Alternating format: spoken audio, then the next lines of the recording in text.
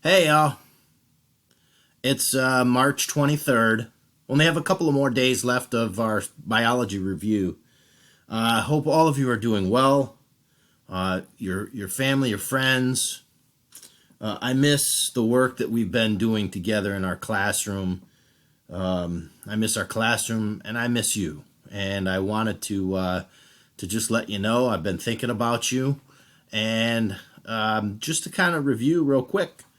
Our high school science website has our biology review work in it, so this is pretty much what you'll be looking at. You'll move to classwork, and today was day 6. And so some of you had a chance to go through day 6, structure of atoms, the atomic theory, atomic structure.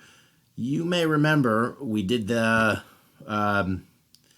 worksheet drawing atoms. It was number 8 in our first 9 weeks notebook. So some of this review, you're going to be kind of digging deep in what we did early on in the semester.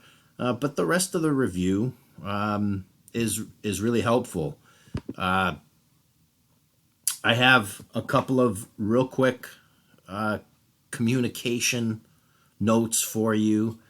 I'm on Remind, and it's a two-way communication. So if you need to get a hold of me, please don't hesitate to contact me through Remind.